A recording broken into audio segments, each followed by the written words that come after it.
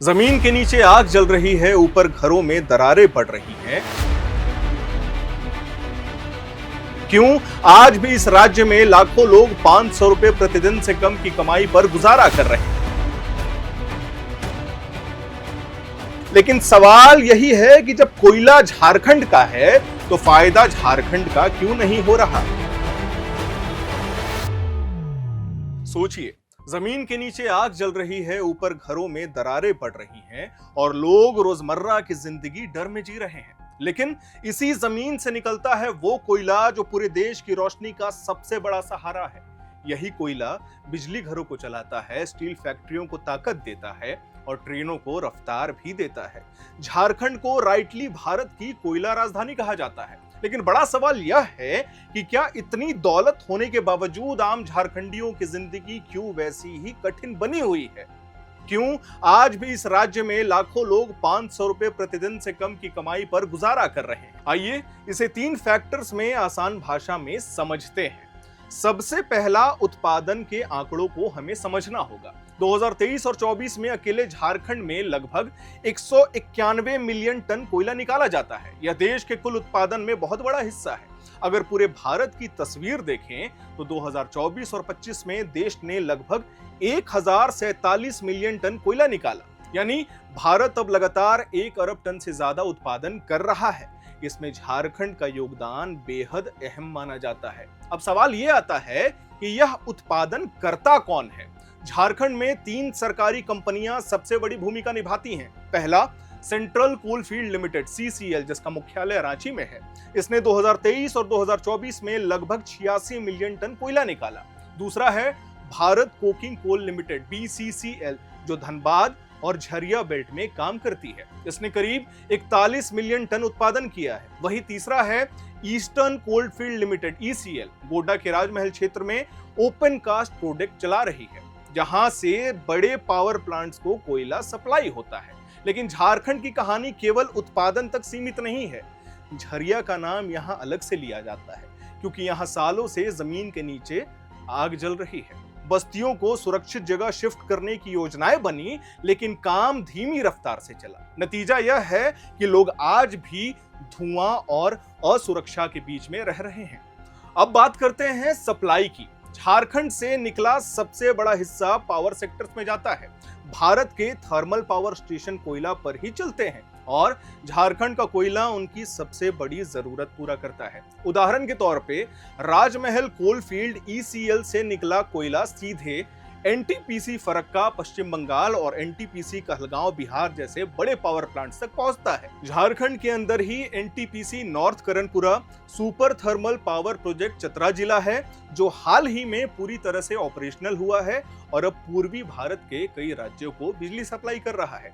इसी तरीके से दामोदर वैली कॉर्पोरेशन यानी DVC झारखंड और बंगाल दोनों राज्यों में पावर यूनिट चलाता है और आने वाले सालों में चंद्रपुरा में नई यूनिट लगाने की योजना भी है। पावर सेक्टर्स के बाद सबसे बड़ा उपभोक्ता है steel industry. Jharia Dhanbad belt का कोकिंग कोल स्टील बनाने में इस्तेमाल होता है।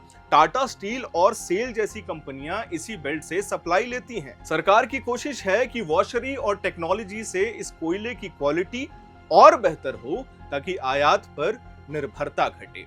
यहाँ एक और अहम सुधार हुआ है, फर्स्ट माइल कनेक्टिविटी (FMC). अब सीधे खदान से कोयला कन्वेयर बेल्ट और रेल साइकिलों से जाता है। इससे ट्रकों पर निर्भरता कम होती है, चोरी और रिसाव घटता है और धूल धुओं को भी कम फैलाया जाता है। यानी झारखंड का कोयला सीधे सीधे पूरे देश की ऊर्जा और उद्योग की रीढ़ बना हुआ है। अब आता है असली सवाल, इतने बड़े उत्पादन और सप्लाई के बावजूद झारखंड के लाखों लोग क्यों अभी भी गरीब हैं? क्यों आज भी बहुत से लोग 500 रुपए प्रतिदिन की कमाई करते हैं? इसके 4 बड़े कारण हैं जो हमने रिसर्च किया है।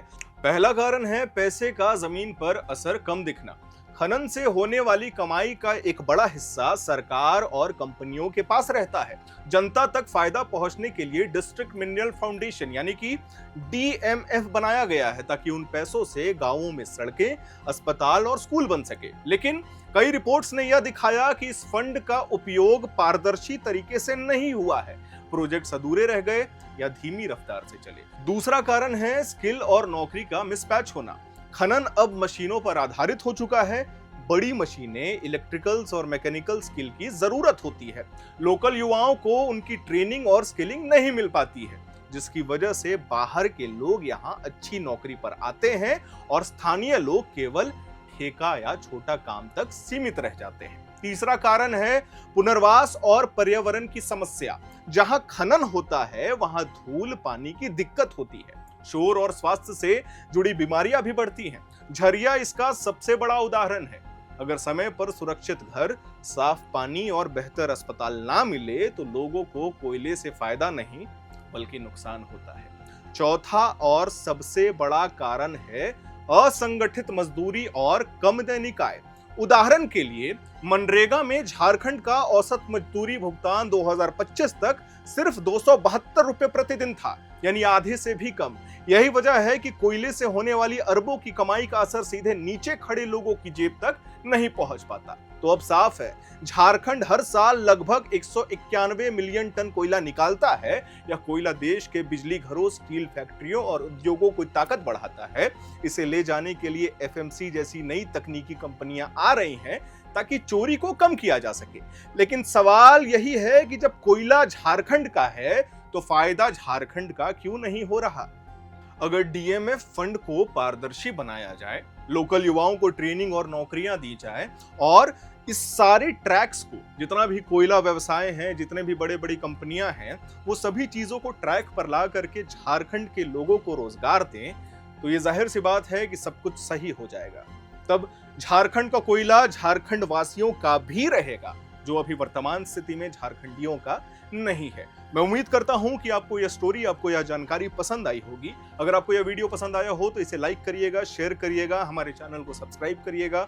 मेरा नाम है हर्षित और आप देख रहे हैं एयर नाउ।